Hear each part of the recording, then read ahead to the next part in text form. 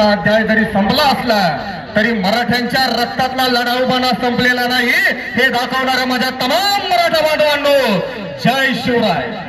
अनेक लोक म्हणतात की मराठा एक होत नाही, मराठा एक होत नाही म्हणणाऱ्यांच्या नाकावरती टिचून माझा तमाम मराठा एक होतो हे दाखवून दिलेल्या तमाम मराठ्यांचं एकदा जोरदार टाळ्यांच्या गजरामध्ये आपण त्यांना धन्यवाद देऊया. खरं तर 2 दिवसापूर्वी आंबडला जालन्याच्या ओबीसी सभा पार पडली.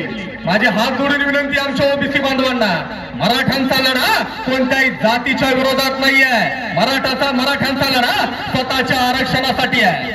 खरं तर अंबडला झालेली 2 दिवसापूर्वीची सभा ही आमच्या ओबीसी बांधवांची सभा नव्हती, कारण आमचा ओबीसी बांधव हा घरीच होता आपल्याला साथ देण्यासाठी. ती 8, 10, 12 राजकीय टाग्यांची सभा होती. भर दिवसा असणाऱ्या सभेला जेवढी गर्दी होती त्याच्यापेक्षा जास्त गर्दी आमचा मनोज जरांगे पाटील नावाचा योद्धा पहाटेच्या 4 वाजता सभेला गोळा करतो. ही ताकद मनोज जरांगे पाटील नावाच्या वाघाची आहे. आजूबाजूला आपला तमाम मराठा बांधव उभा आहे. माझी तुम्हा सर्वांना विनंती आहे, सर्वांनी समोर येऊन बसा. ही जागा आपल्यासाठी आहे. जेव्हा उभं राहायचंय ना तेव्हा आपण उभं राहू, पण आज बसायची वेळ आहे, त्याच्यामुळे सर्वांनी समोर येऊन बसा. खरं तर आज आपण सर्वजण या ठिकाणी मोठ्या संख्येने उपस्थित आहात. ही भोरची माती आहे. मराठा योद्धा मनोज जरांगे पाटलांच्या अनेक सभा महाराष्ट्रात झाल्या, त्यांनी दौरे महाराष्ट्रात काढले, तरी भोरच्या सभेला ऐतिहासिक महत्व आहे. भोरच्या सभेला ऐतिहासिक महत्व याच्यासाठी आहे, ज्यावेळेस 350 वर्षापूर्वी छत्रपती शिवाजी महाराजांनी स्वराज्य स्थापन केलं. छत्रपती शिवाजी महाराजांनी रायरेश्वरावरती स्वराज्याची शपथ घेतली. शिवाजी महाराजांच्या सोबत कोण होतं? छत्रपती शिवाजी महाराजांच्या सोबत कोण होतं? तर या भोरच्या या सगळ्या प्रांतातील आमचे मराठा बांधव होते. छत्रपती शिवाजी महाराजांना स्वराज्य स्थापनेसाठी साथ देणाऱ्या मावळ्यांचे हे सगळे वारसदार आहेत. छत्रपती शिवाजी महाराजांचे सगळे वारसदार आज जरांगे पाटलांच्या सोबत उभे आहेत. ही सांगायला या खरं तर आजची ऐतिहासिक सभा आहे. जगद्गुरु संत तुकाराम महाराज, स्वराज्य उभं राहिलं पाहिजे संकल्पना मांडणारे शहाजी महाराज, विश्ववंदनीय छत्रपती शिवाजी महाराज, राष्ट्रमाता राजमाता मासाहेब जिजाऊ, ज्या मातृतून मी या ठिकाणी आलो आहे त्या छत्रपती संभाजी महाराजांची जन्मभूमी असणाऱ्या पुरंदरमधून मी या ठिकाणी आलो आहे.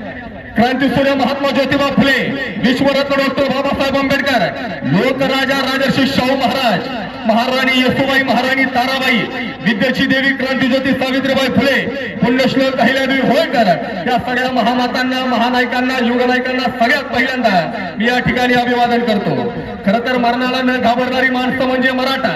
अरे घोड्यावरती बसून घोड्यावरती लढता लढता घोड्यावरती चटणी भाकर खाणारा मराठा, जीवाची बाजी लावता वेळ आली तर छातीचा खोट आणि हाताची तलवार करून लढणारा मराठा, आज हाच मराठा स्वतःच्या न्यायासाठी, स्वतःच्या हक्कासाठी, स्वतःच्या संघर्षासाठी आज एक झालेला पाहिला मी तो. अरे आमच्या पाठीमागे शक्ती नेमकी कोणती आहे? अहो आजही महाराष्ट्रातल्या कोणत्याही गावात जा, कोणत्याही शहरात जा, कोणत्याही वस्तीवरती जा, कोणत्याही चौकात जा, एक वेळ या महाराष्ट्रातली पोरं परमेश्वराचं नाव काढलं ना तरी कदाचित एक वेळ मस्तक टिकवणार नाही. पण आजही छत्रपती शिवाजी महाराजांचं नाव काढल्याबरोबर आम्ही नतमस्तक झाल्याशिवाय राहत नाही. हा छत्रपती शिवरायांच्या विचारांचा विजय आहे. त्या छत्रपती शिवाजी महाराजांचे आपण सर्वजण वारसदार आहोत. काय घडलं नेमकं? आज मराठा आरक्षणावरती बोलण्यासाठी मी तुम्हा सर्वांच्या समोर उभा आहे. काय नेमकं घडलं? अहो मराठा म्हणजे काय आहे? दुर्गा महर्षी प्रमोदजी मांडेंनी लिहून ठेवलाय, या भारत देशाच्या सीमा कुणी आखल्या? आज आपण आपला तमाम हिंदुस्थान पाहतो, हा भारत देश पाहतो. या भारत देशाच्या सीमा कुणी आखल्या? तर मराठ्यांचे घोडे, मराठ्यांच्या घोड्यांच्या टापात जिथपर्यंत गेल्या ना तिथपर्यंत या देशाची सीमा आहे. अरे देशाची सीमा ठरवणारे आम्ही मराठे आहोत. काल परवा त्या अंबडच्या सभेमध्ये तुम्हाला पटेल नाही पटेल मला माहित नाही, पण काही गोष्टी बोलल्या पाहिजे. आता आमच्या एका बांधवानं या ठिकाणी हातामध्ये बॅनर घेतला होता की महाराष्ट्राचा 7-12 हा मराठ्यांच्या मालकीचा आहे. भुजबळ साहेब त्या ठिकाणी म्हणाले की मराठ्यांचा 7-12 काय मराठ्यांच्या मालकीचा आहे का? हो, या महाराष्ट्राचा 7-12 या मराठ्यांच्या मालकीचा आहे. हा महाराष्ट्र जर कोणी घडवला तर तो छत्रपती शिवाजी महाराजांनी घडवलाय. त्या छत्रपती शिवाजी महाराजांचे आम्ही वारसदार आहोत. महाराष्ट्र शांत आहे, कारण महाराष्ट्राचा सातबारा आमच्या मालकीचा आहे, म्हणून महाराष्ट्र शांत आहे. आम्हाला महाराष्ट्र अशांत करायचा नाही. तुम्ही त्या ठिकाणी सांगितलं भुजबळ साहेब मराठ्यांच्या विरोधात घरं ओकली. आमचा लढा आमच्या ओबीसी बांधवांच्या विरोधात नाहीये. आम्ही एका ताटात खाणारी माणसं आहोत. भुजबळ साहेब एक लक्षात ठेवा, तुम्ही आमच्या विरोधात घरं ओकली. ज्या मराठ्यांनी निजामाला पळू पळू मारले, ज्या मराठ्यांनी अडीचशे बेचिराग केली, ज्या मराठ्यांनी मोगलांना जेरीत आणलं, भुजबळ साहेब तुमकी झाड की पत्ती हो, यात मराठ्यांनी सांगितलं पाहिजे. जालना जिल्ह्यातल्या अंतरवाली सराठीमध्ये आमच्या मनोजी जरांगे पाटील उपोषणाला बसले. उपोषण झालं 2-4 काय दिवस झाले आणि त्या मनोज जरांगे पाटलांच्या उपोषणाच्या ठिकाणी गोळ्या मारल्या.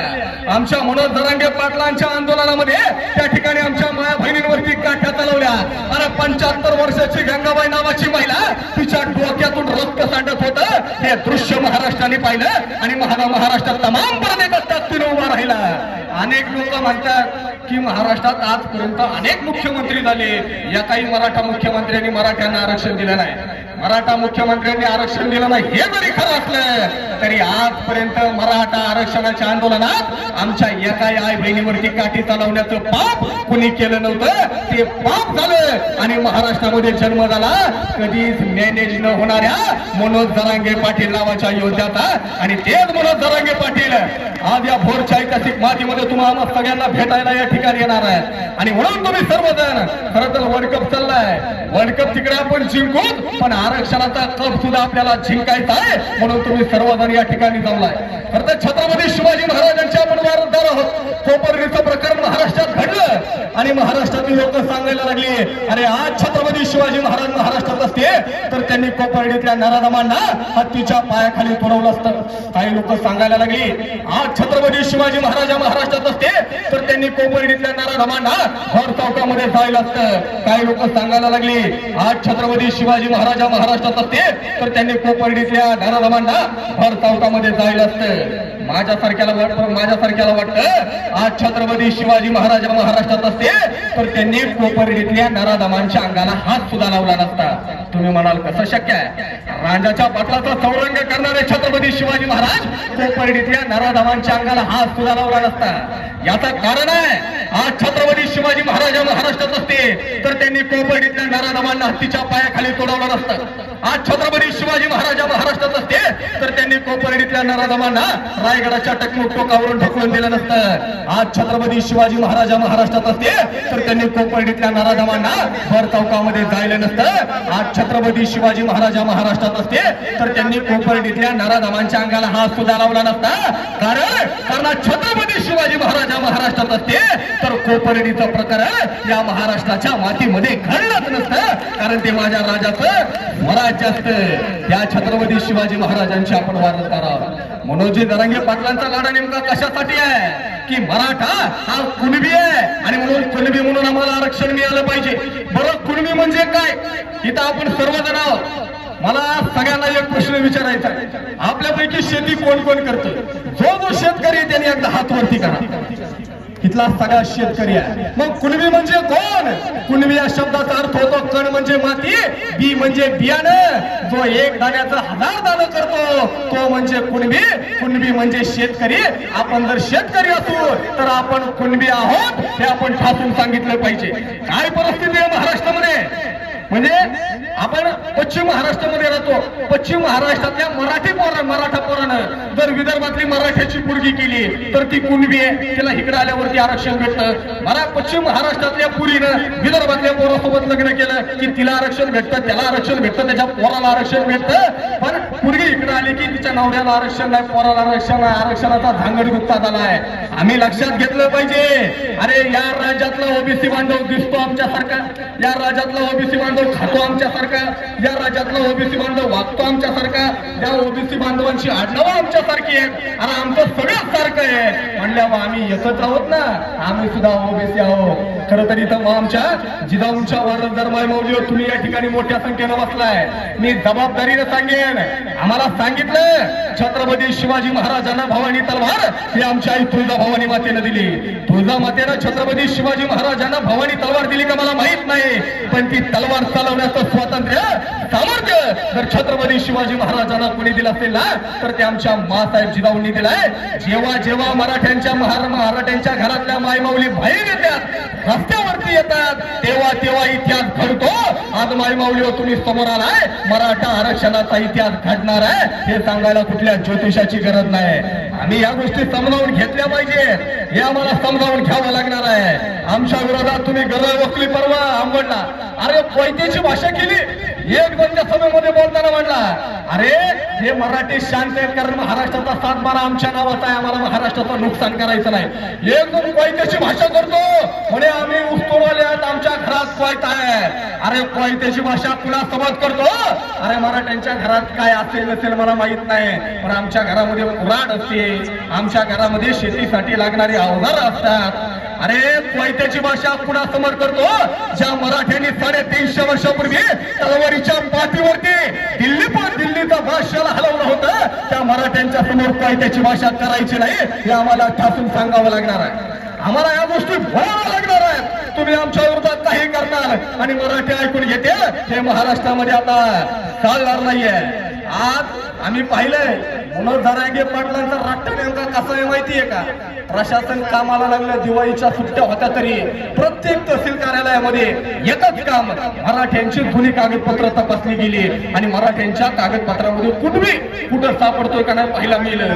मी पुरंदरचा आहे, माझ्या पुरंदर तालुक्यामध्ये कालपर्यंत 8700 कुणबीचे दाखले जुने सापडले. एक कुणबीचा दाखला सापडला, एक कुणबीचा दाखला सापडला की 500 ते 700 लोक कुणबी होतात. पुरंदर तालुक्यामध्ये किती दाखले सापडले? 8700 दाखले सापडले. आमचा तालुका कुणबी होऊन जाईल.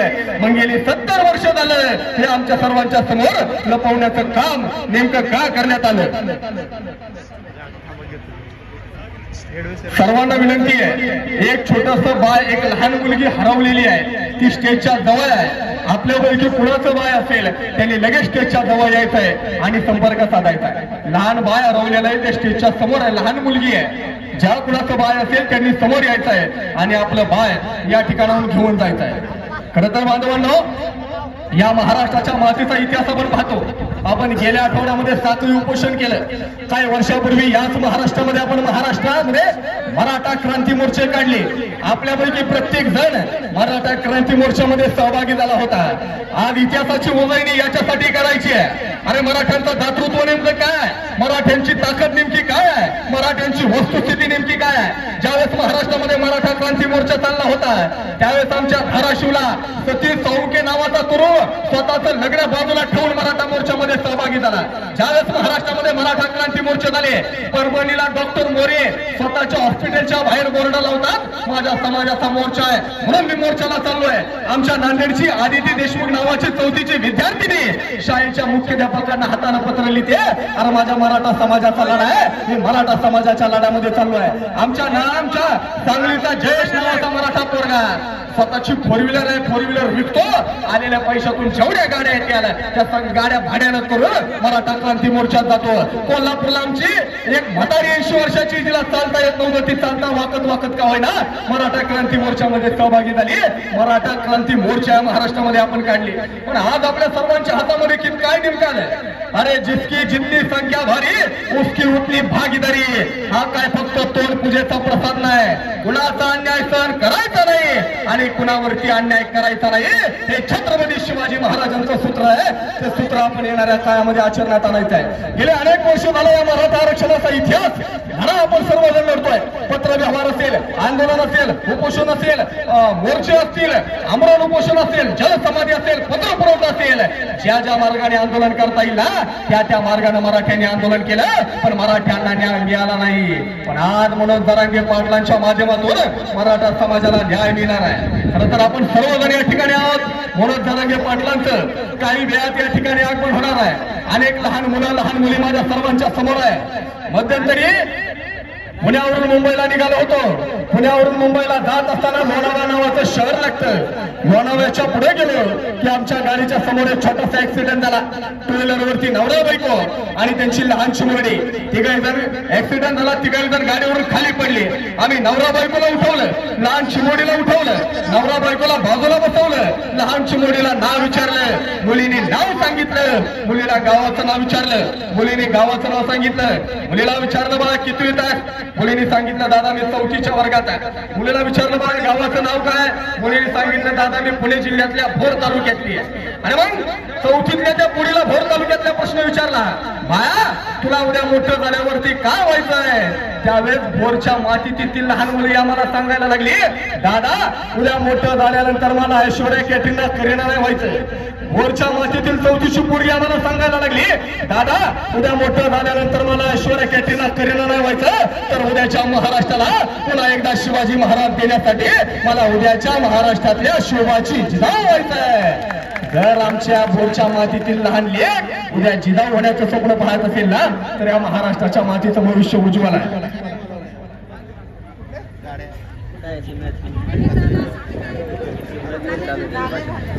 बांधवांनो, प्रशासन ज्या पद्धतीने कामाला लागले कुणबीचे दाखले शोधण्यासाठी, भोर तालुक्यातल्या तमाम मराठा बांधवांसाठी आनंदाची गोष्ट आहे. भोर तालुक्यातल्या 37 गावामध्ये आतापर्यंत एकूण 7,387 कुणबीचे दाखले सापडलेले आहेत. आणि अजून 71 गावातले बाकीचे कागदपत्र बाजूला आहेत आणि फक्त 7,387 37 गावात सापडले. अजून आमची 71 गाव आहे. भोर तालुक्यातला मराठा सुद्धा कुणबी होणार आहे आणि कुणबी म्हणूनच आपल्याला आरक्षण घ्यायचं आहे, कुणबी म्हणूनच आपल्याला ओबीसीचा हक्क घ्यायचा आहे, हे आपण सर्वांनी समजावून घेतले पाहिजे. महाराष्ट्रामध्ये अनेक मराठ्यांनी या मातीसाठी आत्मबलिदान दिलं. अण्णासाहेब पाटील असतील, अण्णासाहेब पाटलांनी या मराठा आरक्षणासाठी बलिदान दिलंय. आज काल परवापर्यंत महाराष्ट्रातल्या शेकडो बांधवांनी मराठा संरक्षणासाठी आत्महत्या केली, आत्मबलिदान दिलं. माझी तुम्हाला सर्वांना विनंती आहे, आरक्षणासाठी आत्मबलिदान कृपा करून कधीच करू नका. आत्महत्या हा कधीच पर्याय नाही. आम्हाला हातात दगड घ्यायचा नाही, कोणतंही चुकीचं पाऊल टाकायचं नाही. आम्ही जर काही चुकीचं केलं की काय लोक आमच्यावर लक्ष ठेवू नये, कसं या पोरांना गुंतवतोय, मराठ्यांना गुंतवतोय. त्यामुळे पोरांना चुकीचं पाऊल कोणतं आम्हाला टाकायचं नाहीये. आज या सगळ्या गोष्टींचा विचार आपल्या सर्वांना करण्याची वेळ आपल्या सर्वांच्या समोर निर्माण झालेली आहे. खरं तर 2 दिवसापूर्वीची सभा आपण सर्वांनी पाहिली. तुम्ही 8-10 नेते एकत्र आला, 8-10 नेते एकत्र करून सुद्धा तुम्हाला गर्दी गोळा करता आली नाही. मनोज जरांगे पाटील नावाचा योद्धा एकटा तुम्हाला सगळ्यांना भारी ठरलाय. अरे मनोज जरांगे पाटलांची ताकद नेमकी किती आहे? मनोज जरांगे पाटलांची ताकद किती आहे? आमच्या विरोधात अंबडच्या सभेत भाषण करणाऱ्या नेत्यांच्या चड्ड्या जर कुणामुळे ओल्या होत असतील ना, तर त्या मनोज जरांगे पाटलांमुळे होतात, हे आम्हाला विसरून चालणार नाही. अरे ताकद मनोज जरांगे पाटलांची आहे. अरे 5.5 बांध्याचा गडी आहे, वजन आहे 40 वर्षे, दाढी बिडी ठेवलेली, काय केस वाईट ड्रेस घालणारा मनोज जरांगे पाटील नावाचा योद्धा अख्खा महाराष्ट्र कामाला लागलाय. तिकडे देशाचे प्रधानमंत्री नरेंद्र मोदी सुद्धा विचार करत असतील, कोण आहे जरांगे पाटील, कोण आहे जरांगे पाटील. देशाला प्रश्न पडलाय कोण आहे जरांगे पाटील. 3 दिवसापूर्वी एक नेता म्हटला की जरांगे पाटलांच्या पाठीमागे नेमकी कोणती शक्ती. जरांगे पाटील कुणाचं ऐकून बोलतात, जरांगे पाटलांच्या पाठीमागे नेमकं कोण आहे. आज या भोरच्या मातीतून मराठ्यांनी सांगितलं पाहिजे, जरांगे पाटलांच्या पाठीमागे एकच शक्ती आहे, त्या शक्तीचं नाव आहे महाराष्ट्रातला तमाम मराठा. जो मराठा बोलतो ते जरांगे पाटील बोलतात आणि जे जरांगे पाटील बोलतात ते आमचा मराठा करतो.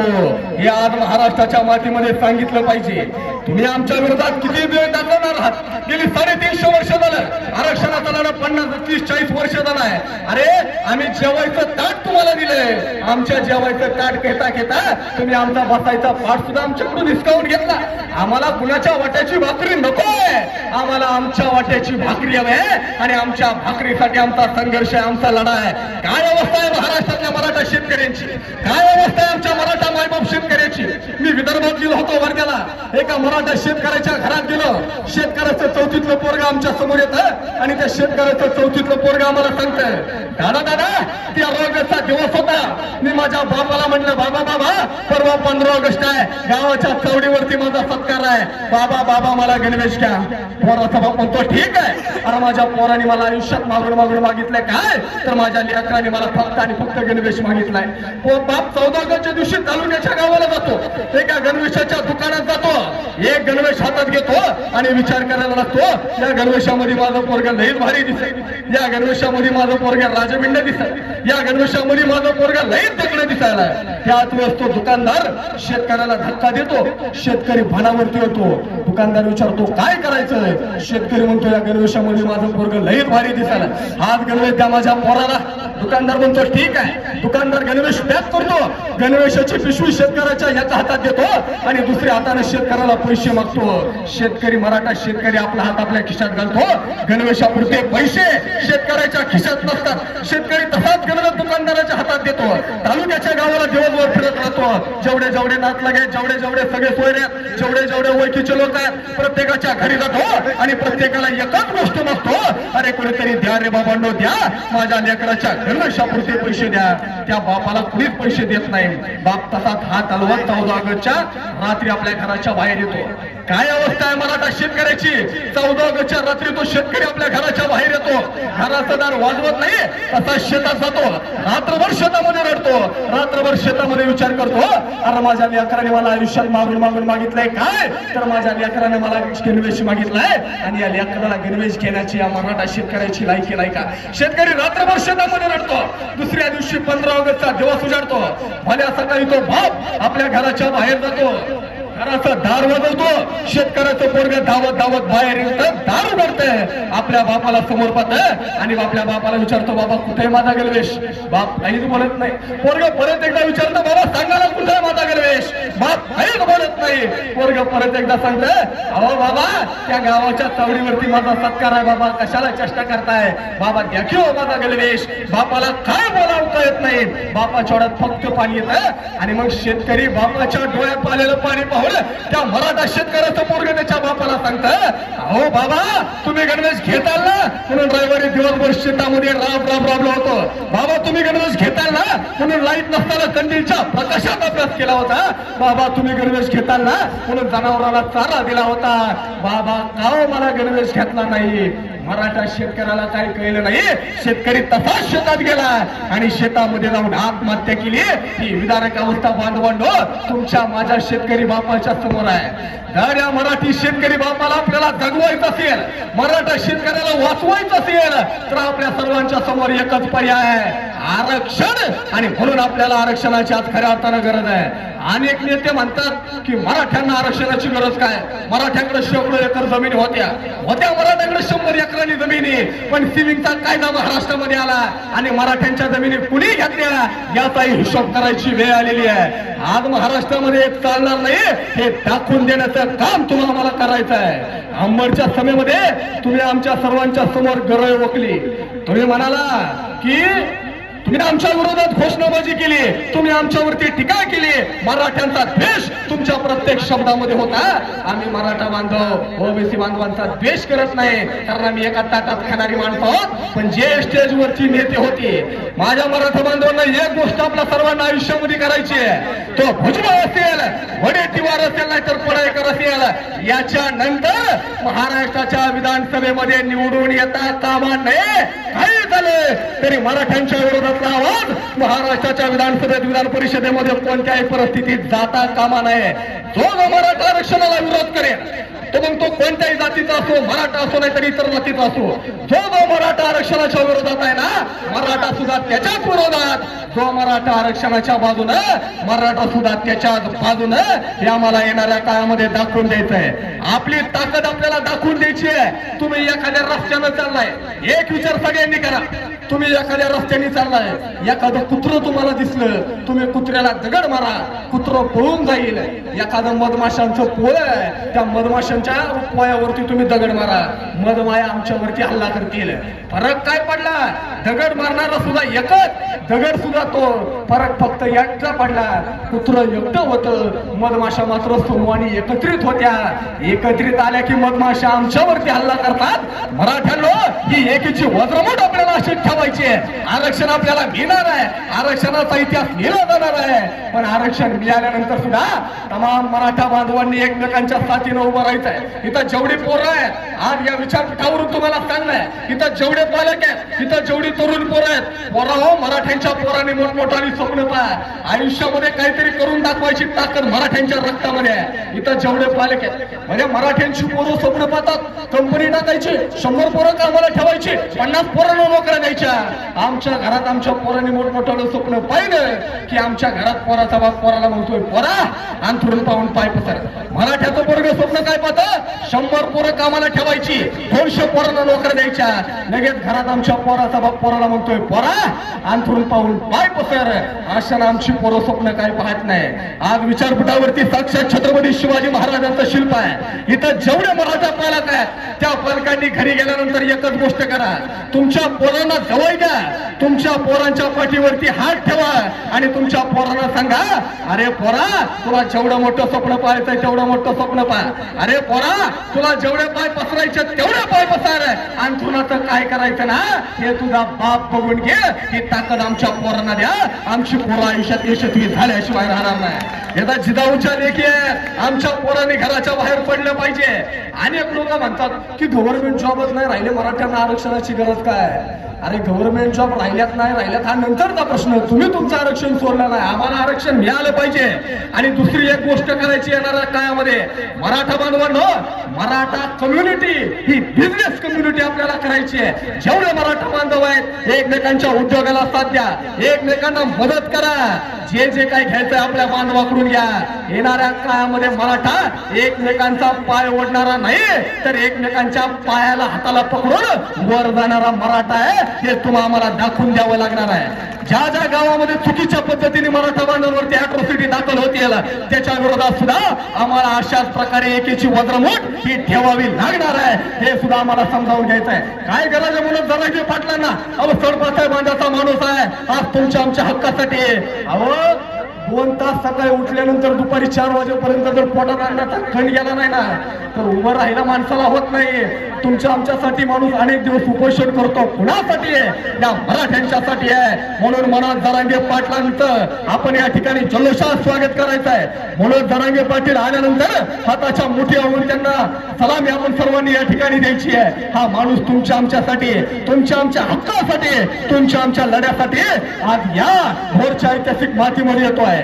छत्रपती शिवाजी महाराजांच्या पदस्पर्शानं पावन झालेली भोरची ऐतिहासिक माती आहे. आणि म्हणूनच या भोरच्या ऐतिहासिक मातीमध्ये ही ऐतिहासिक सभा आज या ठिकाणी होतीये. खरं तर वर्ल्ड कप असताना सुद्धा तुम्ही आम्ही सर्वजण या ठिकाणी उपस्थित आहोत. खरं तर आता मागाशी मी ऐकलं, सरांनी बोलताना सांगितलं की भोरच्या मुस्लिम समाजानं सुद्धा मराठा आरक्षणाच्या या लढ्याला पाठिंबा दिलाय. मध्यंतरी मी पुण्याला गेलो होतो एका लायब्ररीमध्ये. पुण्याला लायब्ररीमध्ये गेल्यानंतर एक बुरका घातलेली मुसलमानाची पोर त्या ग्रंथपालाकडे एक पुस्तक मागत होते, शिवाजी सावंतांची छावा नावाची कादंबरी. ती मुसलमानाची पोर त्याला ग्रंथपालाला म्हणत होती, मला छावा कादंबरी वाचायची, मला छावा कादंबरी द्या. तो ग्रंथपाल विचारत होता, सांगत होता, ही कादंबरी आता संपलेली आहे, कुणीतरी घेऊन गेलाय, मी तुला नंतर कादंबरी माझ्याकडे आली ना की तर ती कादंबरी देतो. माझं सहज लक्ष त्या तरुणीकडे गेलं. मी तरुणीच्या जवळ गेलो, त्या मुलीला सांगितलं, माझ्याकडे छावा कादंबरी आहे, मी तुला ती छावा कादंबरी वाचायला देतो, पण माझ्या एका प्रश्नाचं उत्तर दे. तू मुसलमान, बुरका घातलेली तू, तुला छावा नावाची कादंबरी का वाचायची आहे? त्यावेळेस त्या मुसलमानाच्या पुरीने मला उत्तर दिलं, महाराष्ट्रामध्ये मनोज जरांगे पाटील नावाचा योद्धा तमाम मराठा ज्या शक्तीच्या नावाखाली एकत्र करतोय ना, त्या शक्तीचं नाव शिवाजी महाराज आणि संभाजी महाराज आहे. म्हणून त्या शक्तीचा इतिहास मला वाचायचा आहे, म्हणून ती पोरगी आमचा मराठ्यांचा इतिहास वाचते. बांधवांनो, छत्रपती शिवाजी महाराज आपले, छत्रपती संभाजी महाराज आपले आहे. आम्हाला राष्ट्रमाता राजमाता जिजाऊंचा इतिहास वाचायचा आहे. अहो आजही रस्त्यावरून एखादी पूर्वी होंडा गाडी चालवताना दिसली ना तर आजही आम्हाला आश्चर्य वाटतं. 350 वर्षापूर्वी त्या काळातल्या गाड्या अर्थात त्या काळामध्ये घोडा चालवण्याचं स्वातंत्र्य या महाराष्ट्रातल्या महिलांना देण्याचं काम आमच्या जाणत्या राजाने केलंय. हे छत्रपती शिवाजी महाराजांचं वेगळेपण आहे. आपण आरक्षण मिळवू पण एक गोष्ट लक्षात ठेवा मराठा बांधवांनो, मराठ्यांनी एकमेकांना मदत करून पैसा कमवायचा. आरक्षण मिळेल पण ज्या माणसाची ज्या मराठ्याची कंपनी आहे मराठा पोरांना प्राधान्य दिलं पाहिजे. जिथं जिथं मराठा माणूस आहे त्याच्या हातात जिथं जिथं नोकरीच्या संधी निर्माण होतील पहिलं प्राधान्य हे मराठ्याला दिलं पाहिजे. कुणी जातीवाद केला म्हटलं तरी हरकत नाही. आपली पोरं पुढे आणायचं काम तुम्हाला येणाऱ्या काळामध्ये करावं लागणार आहे. आमच्या समाजाला वर घेऊन जायचं काम हे येणाऱ्या काळामध्ये तुम्ही आम्ही सर्वजण करणार आहोत. काही वेळातच या ठिकाणी मराठा संघर्ष योद्धा मनोज जरांगे पाटलांचं त्या ठिकाणी आगमन होणार आहे.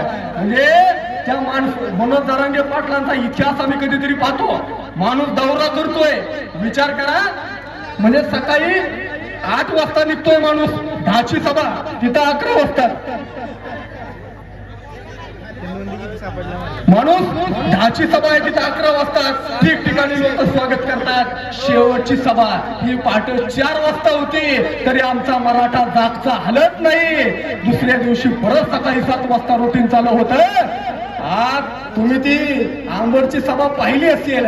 महादेवरावजी जानकर स्टेजवरती येऊन हळूच 2 मिनिटं माईक मध्ये म्हणतात की भुजबळ साहेबांचं वडेट्टीवार साहेबांचं भाषण राहिलंय, तिकडे सगळ्या ओबीसी समाज बांधव निघून जायला लागलाय. अहो भुजबळ साहेब तुम्हाला ऐकायला सुद्धा आमचा ओबीसी समाज थांबत नाही. भर दिवसा आमचा मनोज जरांगे पाटील नावाचा योद्धा पहाटे 4 वाजता सुद्धा हजारो मराठा समाज गोळा करू शकतो. हे मराठ्यांची ताकद आहे. हा मराठ्यांचा इतिहास आहे. हा मराठ्यांचा संघर्ष आहे. हे आम्हाला सांगावं लागणार आहे. इथून पुढे या महाराष्ट्रामध्ये आता आरक्षणाचा इतिहास घडतोय. तुम्हाला सगळ्यांचं नाव हे मराठा आरक्षणाच्या लढ्यामध्ये सुवर्णाक्षरांनी नोंदलं जाणार आहे. इथं जेवढा मराठा बांधव उभा आहे, जेव्हा 10, 20, 50 वर्षांनी आरक्षणाचा इतिहास लिहिला जाईल तेव्हा आपल्या सगळ्यांचं नाव हे सुवर्णाक्षरांनी मराठा आरक्षणाच्या लढ्यामध्ये लिहिलं जाणार आहे. कारण तुम्ही आम्ही सर्वजण या ठिकाणी उपस्थित आहोत. वर्ल्ड कप आहे, आज रविवार आहे, तरी सुद्धा तुम्ही मोठ्या संख्येने या ठिकाणी उपस्थित राहिलाय. कुणासाठी? तर स्वतःच्या समाजासाठी उभा राहिलाय. एकीची भद्रमोठ आपल्याला अशीच ठेवायची आहे. मी आज तुम्हाला इथून घेऊन नेमकं काय जायचंय? सिंधुताई सपकाळ आपल्यापैकी अनेकांना माहित असतील. अनाथांची माय असणाऱ्या माय माऊली सिंधुताई सपकाळ. माईंचं निधन झालं.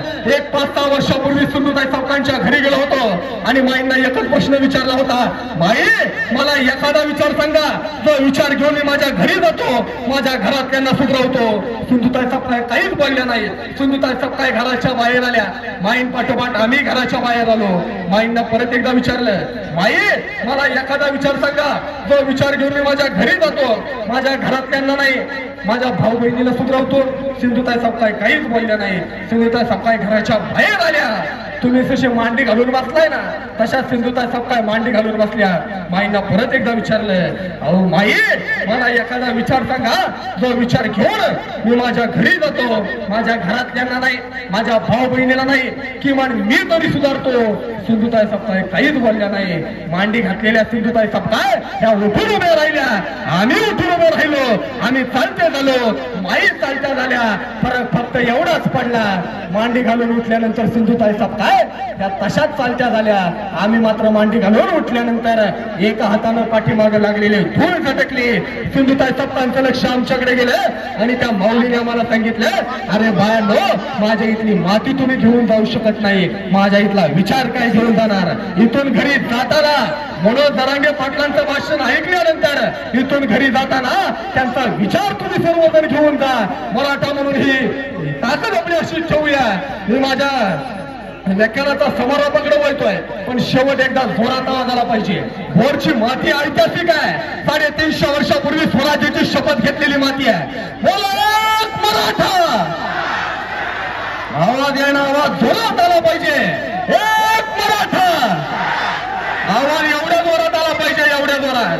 रायगड आहे, राजगड आहे, तोरणा आहे, राणेश्वर आहे, पुरंदर आहे, सिंहगड आहे. या किल्ल्यांच्या तख्ताला लावून आपला आवाज भिडला पाहिजे. छत्रपती शिवाजी महाराज की सगळ्या मराठ्यांचा आवाज येतोय, पण माय मावली तुमचा काय आवाज येईना. माय मावली तुमचाही आवाज आला पाहिजे. एक काम करूया, एकही पुरुष आवाज येणार नाही, फक्त महिलांचा आवाज किती होतो बघूया. फक्त महिला आवाज देतील. एक मराठा. आता सगळे मिळून आवाज देऊया. जोरात आवाज आला पाहिजे. छत्रपती शिवाजी महाराज की. अवघ्या काही मिनिटांमध्ये या ठिकाणी मनोज जरांगे पाटलांचं आगमन होत आहे. त्यांच्या कानापर्यंत आवाज गेला पाहिजे, त्यांना कळलं पाहिजे. अरे भोरच्या मातीमध्ये तमाम मराठा एक झालाय. एक मराठा. आरक्षण आमच्या हक्काचं. आरक्षण आमच्या हक्काचं. अजूनही आजूबाजूला आमचा तमाम मराठा उभा आहे. बांधवांना उभा राहायची वेळ येईल तेव्हा आपण नक्की उभा राहू, पण आता समोर येऊन बसा. आज आपल्या सर्वांसाठी बसायची वेळ आहे. खरं तर भोरच्या आमच्या तमाम मराठा बांधवांनी मला आवर्जून या ठिकाणी बोलवलं. खरं तर इथंच नाही, मी जरांगे पाटलांचं उपोषण चालू झाल्यापासून महाराष्ट्रात मला जिथला मराठा बांधव बोलवेल तिथं स्व खर्चाने जातोय आणि त्या ठिकाणी आमच्या मराठा समाजाचं प्रबोधन करण्याचं काम करतोय. तुम्ही सर्वांनी मला आवर्जून या ठिकाणी बोलवलं, त्याबद्दल तुम्हा सर्वांना मी मनापासून धन्यवाद देतो. जय जिजाऊ, जय शिवराय, एक मराठा. धन्यवाद.